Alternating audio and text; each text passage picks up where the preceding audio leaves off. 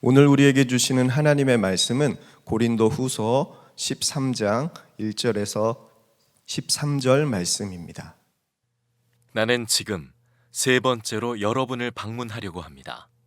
모든 소송 사건은 두세 증인의 말을 근거로 하여 결정지어야 합니다. 내가 두 번째로 여러분을 방문하였을 때에 전에 범죄한 사람들과 또 그 밖에 모든 사람에게 이미 말한 바와 같이 지금 떨어져 있으면서도 다시 말하여 둡니다. 내가 이번에 다시 가면 그러한 사람들을 그냥 두지 않겠습니다. 여러분은 그리스도께서 내 안에서 말씀하고 계시다는 증거를 구하고 있으니 말입니다. 그리스도는 여러분에게 약하신 분이 아닙니다. 그는 여러분 가운데서 능력을 떨치시는 분입니다. 그분은 약하셔서 십자가에 못 박혀 죽으셨지만 하나님의 능력으로 살아계십니다. 우리도 그분 안에서 약합니다마는 하나님의 능력으로 그분과 함께 살아나서 여러분을 대할 것입니다. 여러분은 자기가 믿음 안에 있는지를 스스로 시험해보고 스스로 검증해 보십시오. 여러분은 예수 그리스도께서 여러분 안에 계시다는 것을 알지 못합니까? 모른다면 여러분은 실격자입니다. 그러나 나는 우리가 실격자가 아니라는 것을 여러분이 알게 되기를 바랍니다. 우리는 여러분이 악을 저지르지 않게 되기를 하나님께 기도합니다.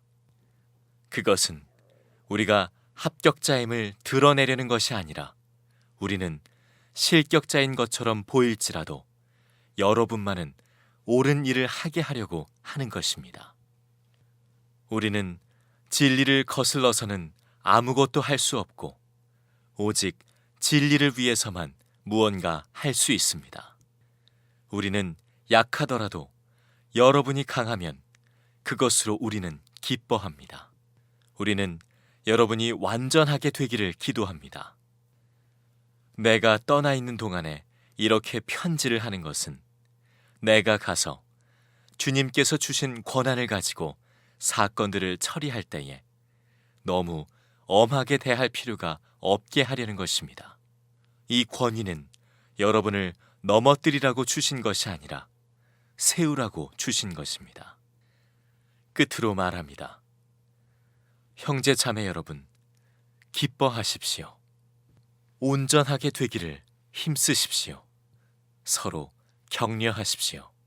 같은 마음을 품으십시오. 화평하게 지내십시오. 그리하면 사랑과 평화의 하나님께서 여러분과 함께 하실 것입니다. 거룩한 입맞춤으로 서로 인사하십시오. 모든 성도가 여러분에게 문안합니다.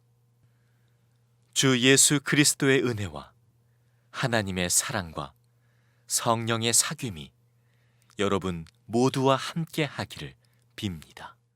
오늘 고린도 후서 강해가 마무리가 됩니다. 사도 바울은 고린도 후서 13장을 시작을 하면서 세 번째 고린도 교회에 방문할 계획을 이야기합니다. 오늘 1절에 나는 지금 세 번째로 여러분을 방문하려고 합니다. 이제 바울은 이제 고린도 교회의 방문을 앞두고 있습니다. 그런데 이번 방문의 중요한 목적이 있기를 그동안 교회를 어지럽히고 또 바울을 끊임없이 비방했던 거짓 교사들, 그리고 또 예수님을 믿는다고 하지만 서슴없이 죄를 행하는 성도들, 이번에 방문하면 내가 그들을 반드시 치리하겠다, 이 이야기를 합니다. 그게 2절 후반절입니다. 내가 이번에 다시 가면 그러한 사람들을 그냥 두지 않겠습니다. 좀 분위기가 매우 무거운 분위기로 시작을 하죠. 그동안 거짓 교사들은 사도 바울을 비방했습니다. 저는 진짜 사도가 아니고 자칭 사도라, 이렇게 바울을 비방했습니다. 그 이유가 첫 번째는 바울은 정말 육신으로 예수님이 이 땅에 계셨을 때 그분을 뵀던 그런 사도는 아니었습니다. 그리고 뿐만 아니라 거짓 사도 교사들이 바울을 비방하는 중요한 내용 중에 하나는 바울의 약함이 있다는 겁니다. 그게 무엇이냐? 바울은 글을 쓰면 그 글에는 매우 힘이 있는데 만나 대화를 해보면 말이 어눌하고 그리고 말이 힘이 없으니 그 거짓 교사들이 그 바울의 약점을 들추어내면서 그러니 정말 바울을 통해 주님이 말씀하시는 게 맞습니까? 라고 교인들을 선동했던 것입니다. 여러분, 바울이 이 일에 어떻게 오늘 본문에 대처하고 있을까요? 먼저 바울은 예수님을 이야기합니다. 예수님도 이 땅에 계실 때 그 모양은 약한 분이셨다는 겁니다. 그게 3절, 4절입니다. 여러분은 그리스도께서 내 안에서 말씀하고 계시다는 증거를 구하고 있으니 그분은 약하셔서 십자가에 못 박혀 죽으셨지만, 그러니까 약한 모습으로 따지면 예수님만큼 약하신 분이 어디 계시겠어요? 십자가 달리실 때 한 번 저항을 안 하시고 그리고 약한 모습으로 그렇게 돌아가셨잖아요. 바울이 그 예수님을 말씀하는 의도가 무엇이지요?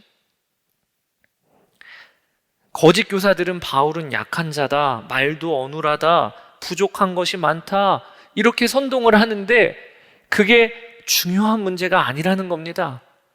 왜냐하면 예수님은 연약하고 무기력하게 십자가에서 죽으신 것으로만 끝나신 게 아니잖아요. 예수님은 하나님의 능력으로 영광스럽게 부활하시고 승리하셨잖아요.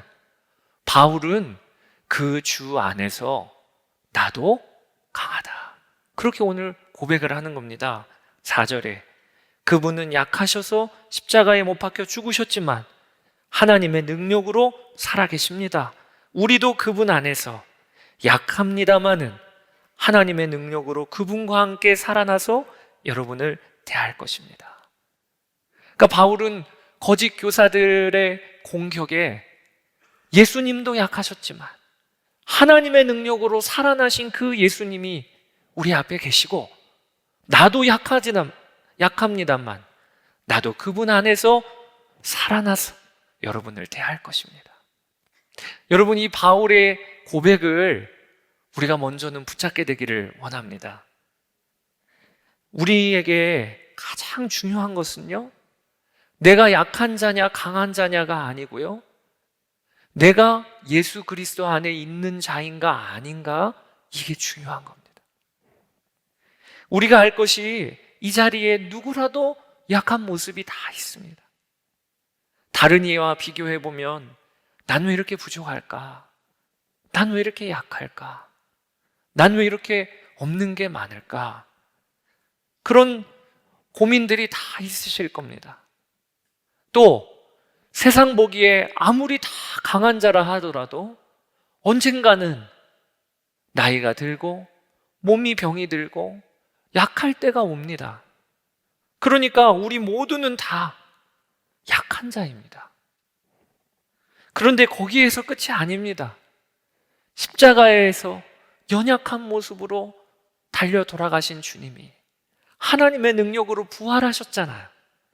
그러니 성도에게 진짜 중요한 것은 그 주님 안에 있으면 우리의 약함은 더 이상 문제가 안 된다는 것입니다.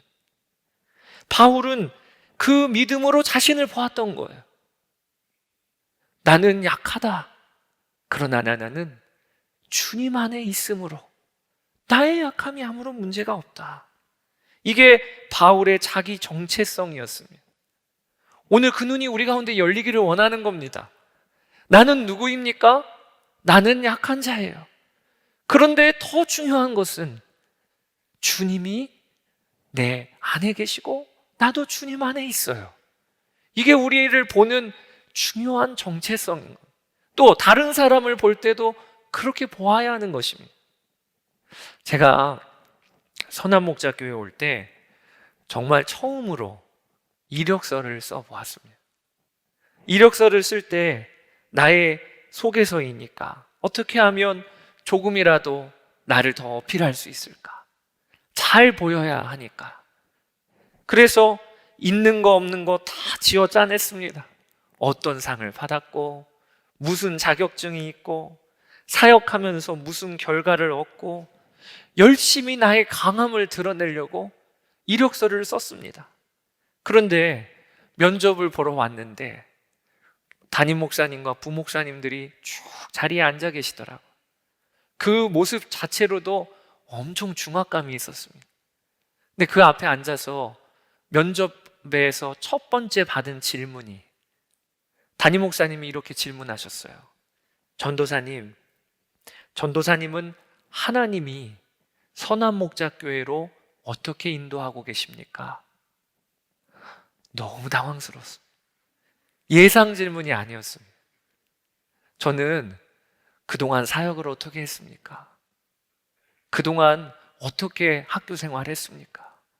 그런 질문을 예상하고 있었는데, 아니, 하나님이 나를 어떻게 선한목자교회로 이끌고 계십니까?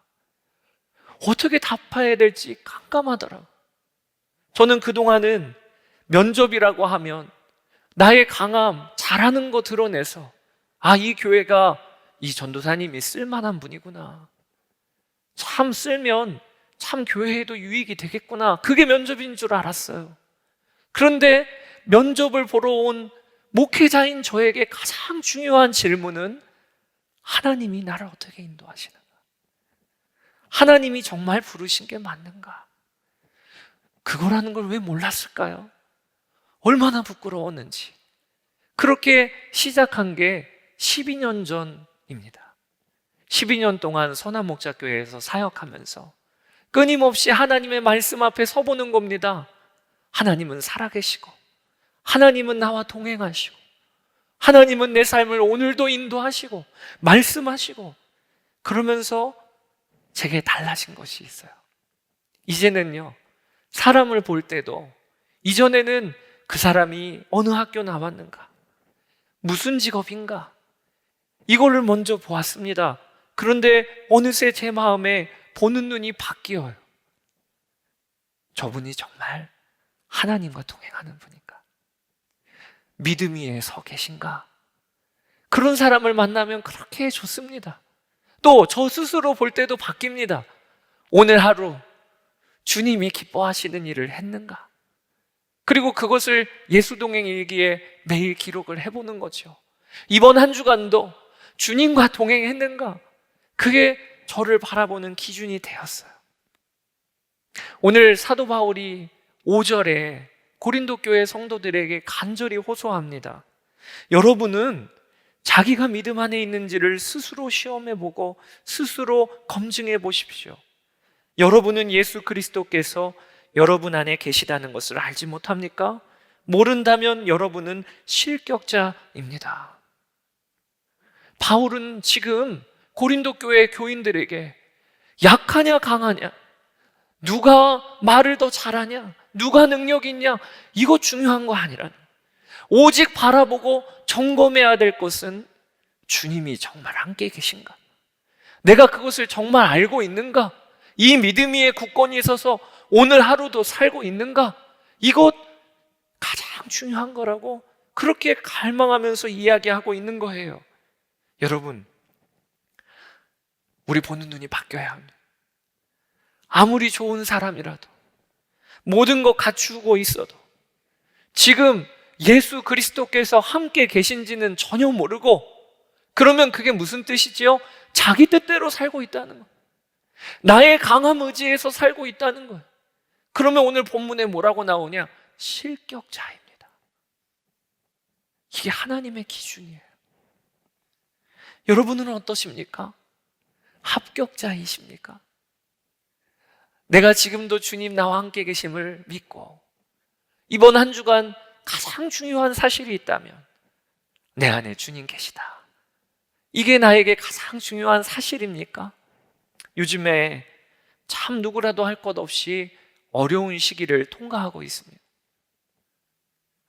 경제적으로나 또 사회적으로나 분위기가 참 꽉 막힌 시기를 통과하는 분들도 계실 겁니다. 그때 꼭 붙들으셔야 해요. 아무리 어려워도, 함께 계신 예수 그리스도와 동행하고 있으면 그 삶은 바로 가고 있는 거예요. 아무리 오리무중이고 깜깜해도 주님 붙잡고 한 걸음 걷고 있으면 그러면 합격인 겁니다. 그런 믿음으로 나도 바라봐야 하고 나의 가족들도 그렇게 세워야 하는 것입니다. 여러분, 우리가 오늘 본문에 중요하게 또 붙들고 기도해야 될 것이 하나 있습니다.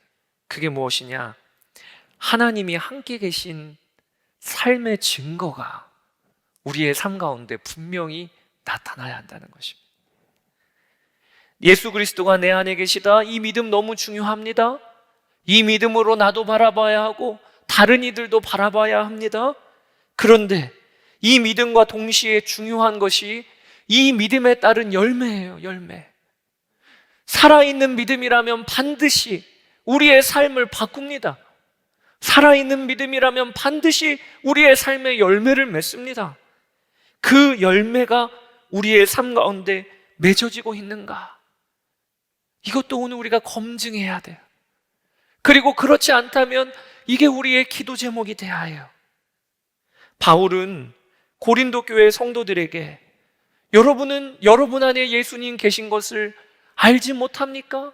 라고 하면서 자기 자신을 소개하기를 나는 그 믿음 위에 분명히 서 있습니다 라고 하면서 자기 자신을 증인으로 내세웁니다. 6절에 그러나 나는 우리가 실격자가 아니라는 것을 여러분이 알게 되기를 바랍니다. 그러니까 바울은 지금 나는 실격자가 아니라 이렇게 고백을 한다는 것이 무슨 이야기지요? 돌려 말하고 있는 거예요.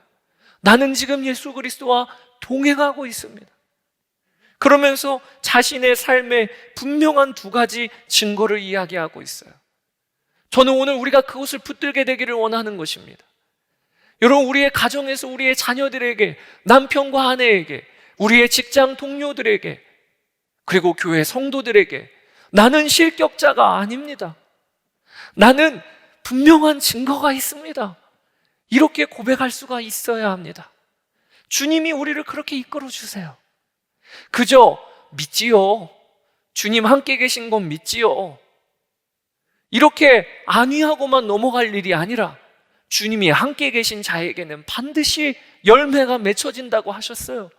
그 두 가지 열매가 뭐냐? 하나는 거룩입니다. 거룩이에요, 거룩. 7절에 우리는 여러분이 악을 저지르지 않게 되기를 하나님께 기도합니다. 바울이 고린도 교회 성도들을 향하여 기도하기를 악을 저지르지 않게 되기를 기도합니다. 왜 이렇게 기도할까요? 주님이 함께 계신 삶의 가장 분명한 증거가 악을 저지를 수 없게 되기 때문에 그렇습니다. 은밀한 시간에 악한 짓을 못하는 겁니다. 혼자 있는 시간에 내 혈기대로 못하는 것입니다. 여러분, 이번 한 주간 예수님과 동행하며 사셨습니까? 그렇게 오늘 이 자리에 오셨습니까? 그 증거가 뭡니까? 예수님이 나와 동행하시고 나도 주님 붙잡고 살고 있다. 그 증거가 뭡니까? 뭘 보고 판단할 수 있는 겁니까? 그것은 은밀한 시간에 죄를 지을 수 없는 자가 내가 되었는가? 그거 보면서 알 수 있는 겁니다. 지금도 정결하신 주님이 나와 함께 계신데 어떻게 은밀한 시간에 죄를 지을 수 있나요? 요셉이 보디발의 장군, 보디발 그 아내가 요셉을 유혹할 때 도무지 그가 그 자리에 있을 수가 없었던 이유는 하나님이 보고 계시기 때문에 그 자리에 자기의 옷을 내버려 두고 떠난 거 아닙니까? 우리의 삶에 주님이 함께 계신 증거 중의 증거는 거룩하게 되는 것입니다. 은밀한 죄가 우리에게는 짓기가 더 어렵게 되는 것입니다. 이사야서 47장에 보면 하나님께서 바벨론에 대한 아주 무서운 경고를 하세요. 뭐라고 하시냐면 3절에 내 속살이 드러나고 내 부끄러운 것이 보일 것이라. 내가 보복하되 사람을 아끼지 아니하리라. 무서운 말씀을 하세요. 하나님이 친히 보복하시겠대요. 그러면서 내가 사람을 아끼지 아니하리라. 아니, 바벨론이 도대체 무슨 죄를 지었길래 그렇게 하나님께서 엄히 경고하시는 걸까요? 그게 바로 10절에 나와 있어요. 바벨론이 지은 죄가 무엇인가? 내가 내 악을 의지하고 스스로 이르기를 나는 보는 자가 없다 하나니 내 지혜와 내 지식이 너를 유혹하였습니다. 바벨론은 어떻게 살았냐? 바벨론 나라의 제국에 사는 사람들이 어떤 가치관으로 살았는가? 나는 보는 자 없다. 나를 보는 자가 없다. 여러분, 이게 무서운 바벨론의 가치관이에요. 나를 보는 자가 없다고 생각하며 사니까 자기의 뜻대로 살고 정욕대로 살고 육신대로 사는 겁니다. 하나님의 말씀은 정반대예요. 하나님의 말씀은 나를 보는 자가 있다예요. 누구십니까? 눈동자와 같이 나를 보시는 하나님. 오늘도 나를 졸지 아니하고 지키시는 하나님. 나를 보는 자가 있어요.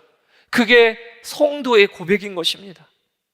그렇게 살아야 우리가 하나님 앞에 설 때 그 심판대 앞에서 합격자로 드러나는 것입니다. 오늘 8절에 바울은 고백합니다. 우리는 진리를 거슬러서는 아무것도 할 수 없고 오직 진리를 위해서만 무언가 할 수 있습니다. 바울은 이렇게 고백을 하고 있어요. 나는 진리 거슬러서는 아무것도 할 수가 없다. 우리하고는 전혀 다르죠. 어떻게 진리대로 살 수 있어? 그게 우리의 고민인데 바울은 오히려 반대로 나는 진리를 거슬러서는 아무것도 할 수가 없다. 나는 진리에 매였다. 어쩜 이렇게 놀라운 믿음을 갖고 있을까요? 어쩜 이렇게 대단한 고백을 할까요? 저도 처음에는 이 믿음이 얼마나 놀라운 믿음인가 이렇게 생각을 했어요. 그런데 하나님께서 마음에 이게 대단한 믿음이 아니라 오늘도 나와 동행하시는 주님 붙잡고 살면 그 주님께 나와 함께 계시는 주님을 의식하고 살면 누구라도 고백하게 되기를 진리를 거슬러 나는 아무것도 할 수 없다. 하나님이 그렇게 우리를 세워주시는 거예요. 저는 이전에는 은밀하게 나의 시간을 쓰는 것이 저에게 즐거움이었습니다. 사역하면서 늘 성도들 만나고 그리고 늘 목사로서 나의 몸가짐을 발로 하고 살아야 하는데 혼자 있는 시간만큼은 내 시간이어야지. 나도 그 시간에는 좀 나 하고 싶은 거, 좋아하는 거, 즐길 거, 재미있는 오락거리 하면서 살아야지. 꼭 보상받듯이 그 시간을 즐겼어요. 그러다가 저도 모르게 은밀한 것, 음란한 것 거기에 빠지기도 하고 쓸데없이 시간을 보내기도 하고. 그런데 참 신기하죠. 다른 믿음이 아니에요. 지금 나를 주님이 보고 계시다. 이 믿음의 처음에는 이 믿음의 유아처럼 서 있다가 끊임없이 이 믿음 붙잡고 하다가 어느새 요즘에는 은밀한 시간에 함부로 시간을 쓸 수가 없게 되어 있어요. 주님이 브레이크 거시는 것 같아요. 이러면 안 되지. 주님 함께 계시지. 주님이 보고 계시지. 오늘 우리가 그 역사가 있기를 기도합시다. 우리의 삶에 그 증거가 나타나기를 주님께 갈망합시다.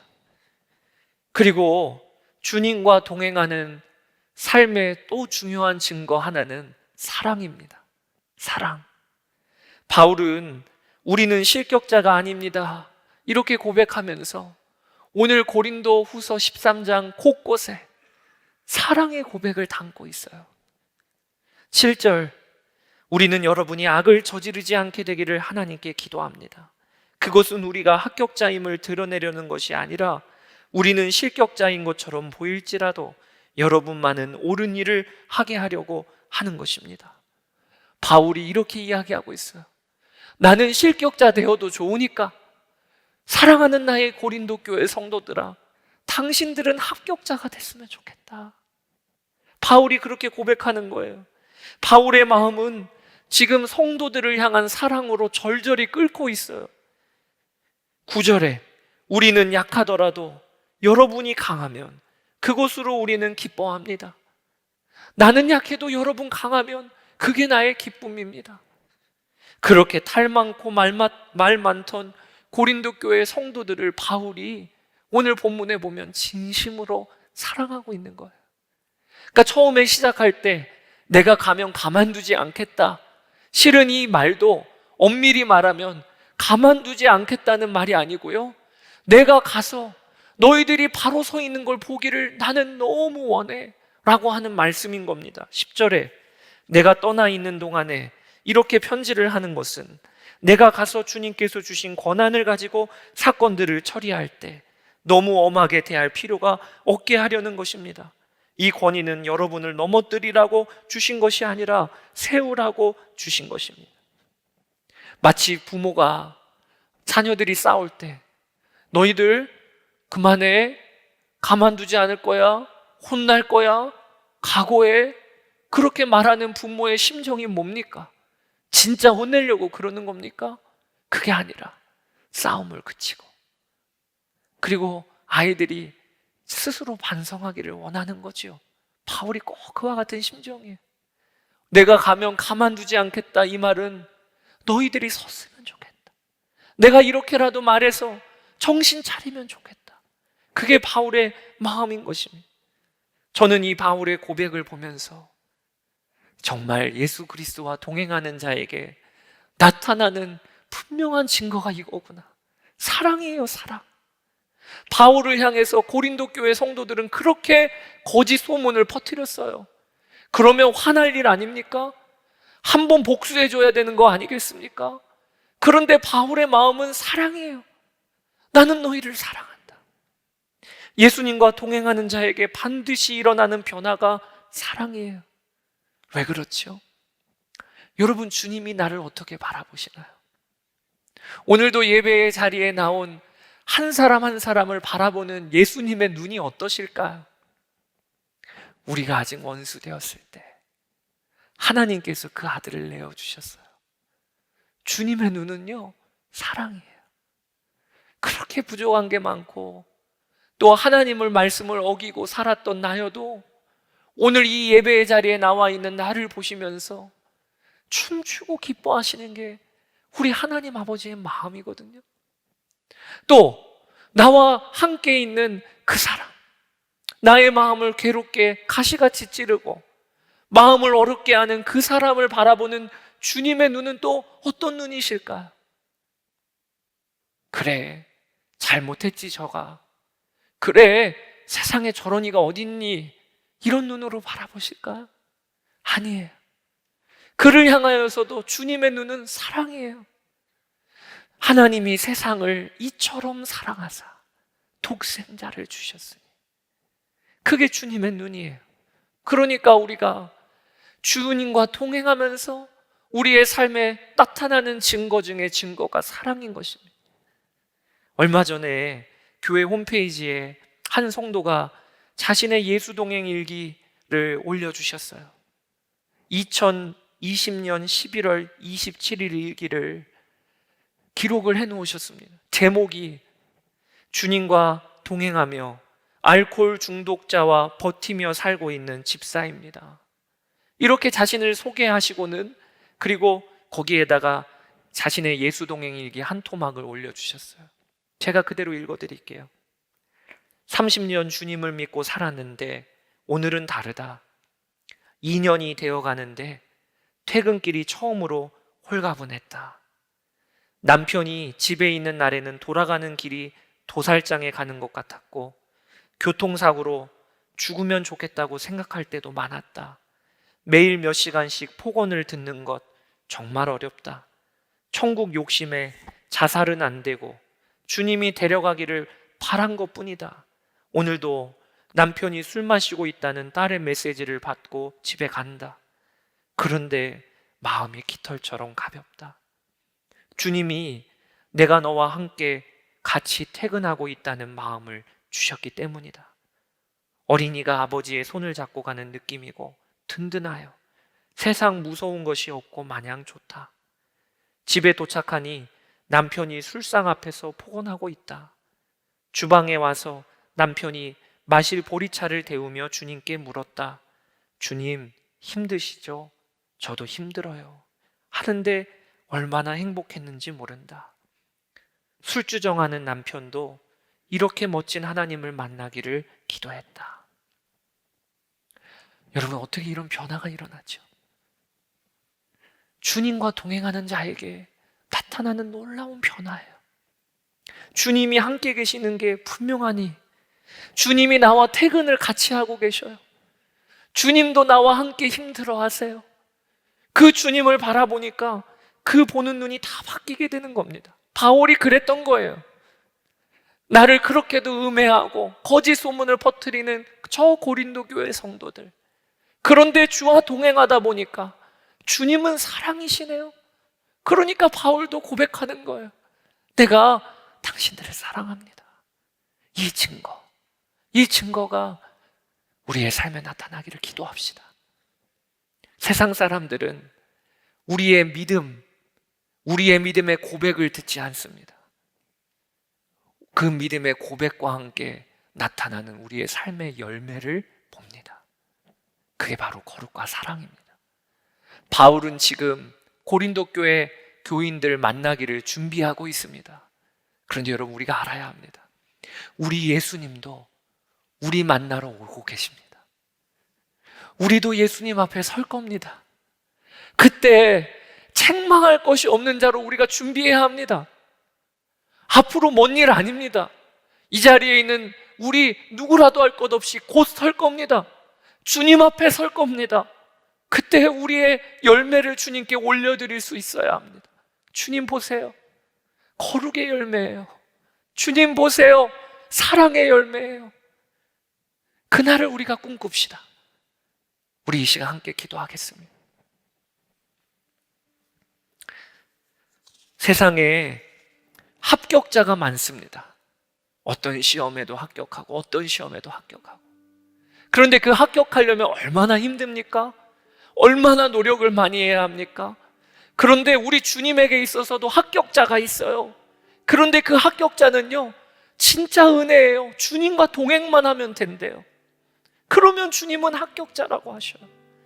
이 일이 얼마나 은혜요, 우리에게 얼마나 복입니까? 우리 이 시간 결단합시다. 주님, 제가 이번 한 주간 살아야 될 게 너무 분명하군요. 저 주와 동행하겠습니다. 아침에 일어나서도 밤에 잠자리에 들 때도 함께 계신 주님만 붙들고 살겠습니다. 그리고 주여, 제게 오늘 바울의 고백처럼 열매 맺게 해주세요. 거룩의 열매, 사랑의 열매, 이 열매 맺게 해주세요. 우리 이 시간 주의 이름 한번 부르고 기도합시다. 주여, 아버지 하나님, 그렇습니다. 하나님, 오늘 이 자리에 나온 우리 모든 성도들 정말로 주님과 동행하면서 합격자로 하나님 우리가 드러나게 되기를 원합니다. 합격자로 하나님 우리가 드러나게 되기를 원합니다. 하나님, 이번 한 주간에도 아침에 일어나고 저녁에 잠자리에 오직 우리 주님만 바라보며 나아가서 아버지 하나님 함께 계신 주님, 우리가 믿음의 눈을 열어 주님 바라보며 살게 하여 주시옵소서. 아버지 하나님, 그렇습니다. 우리의 삶의 하나님, 거룩의 열매, 사랑의 열매 내려나가는 역사가 있게 되기를 원합니다. 오늘도 그 일에 대한 갈망함을 주님께 나오는 모든 성도들의 삶에 이번 한 주간에 넘어가는 열매를 맺게 하여 주소서. 우리도 하나님 주의 손을 바라보게 될 주님 앞에 서게 될 있는 그 시간을, 그 날을 준비하는 저희의 생각을 주시옵소서. 아버지 하나님, 감사합니다. 주님 찬양합니다. 하나님, 저희가 합격자로 드러나게 되기를 원합니다. 주님은 이미 내 안에 계시고 내 안에 오셔서 아예 인을 치셨는데도 나는 왜 이렇게 그 믿음 안에, 그 믿음 위에 서 있지를 못하는지. 그러나 오늘도 다시 한번 주의 성령님께 도움을 구합니다. 주여, 저희의 마음을 바꾸시고 눈을 여셔서 우리와 함께 계시는 주님 바라보며 살게 하여 주소서. 아침에 일어날 때나 저녁에 잠자리에 들 때나 주님 안에서 일어나고 주님 안에서 자는 저희의 이번 한 주간이 삶이 되게 하여 주시기를 원합니다. 주여, 저희도 바울이 맺었던 열매 맺고 싶습니다. 거룩의 열매, 사랑의 열매, 그 열매 맺어서 우리 자녀들에게 보여주고 싶습니다. 우리의 이웃들에게 보여주고 싶습니다. 주여, 그렇게 인도해 주옵소서. 오늘도 기도하는 모든 성도들의 마음과 심령에 성령의 충만함을 주셔서 이번 한 주간에도 은밀한 시간에 주님을 찬양하게 하여 주시고, 가시와 같은 사람, 원수 맺었던 사람 풀어지는 역사가 있게 하여 주시고, 오직 사랑으로 주님의 마음으로 대하는 역사가 있게 하여 주소서. 오늘도 주님께 거룩한 예물 올려드린 손길 위에 하나님 복을 더하시고, 나누고 베풀고 올려드리는 것이 끊이지 아니하는 삶 살게 하여 주옵소서. 하나님이 나라를 긍휼히 여겨 주옵소서. 바이러스 팬데믹이 속히 종식되게 하여 주시고, 모든 일상이 속히 정상화되게 하여 주옵소서. 저 북한 땅에 주님을 모르고 평생을 종노릇하며 살다가 또 하나님 정말 주님 없이 죽어가는 불쌍한 영혼들, 속히 남북이 통일이 되어지고 저 북한 땅에 주의 복음이 들어가게 하여 주옵소서. 오늘도 선교지에서 주님 붙잡고 복음 전하는 선교사님과 교회와 성도들을 굳건히 지켜 주옵소서. 감사드리며 우리 주 예수 그리스도의 이름으로 기도드렸습니다. 아멘. 우리 다 자리에서 일어나서 찬양하시겠습니다.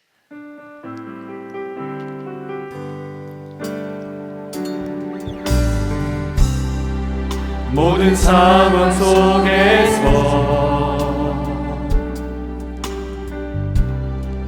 주를 찬양할지라.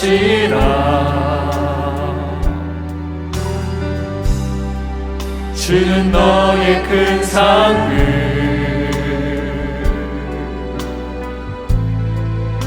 큰 도움이시라.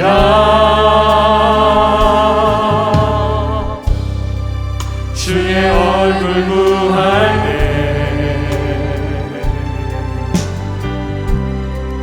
주의 영을 부으사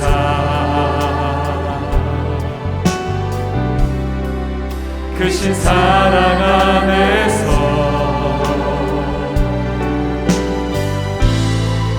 주를 보게 하소서.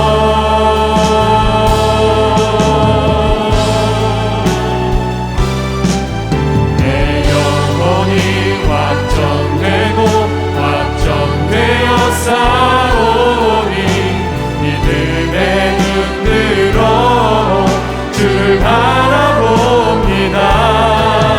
내 영혼이 확정되고 확정되어 싸우니 믿음의 눈 들어 주를 바라봅니다. 내 영혼이 확정되고 내 영혼이 확정되고 확정되어 싸우니 믿음의 눈 들어 주를 바라봅니다. 내 영혼이 확정되고 확정되어 싸우니 믿음의 눈 들어 주를 바라봅니다.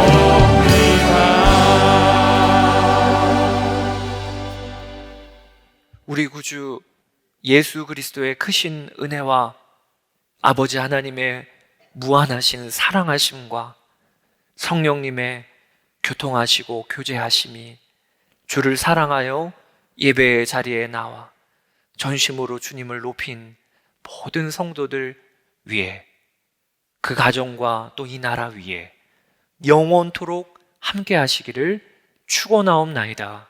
아멘.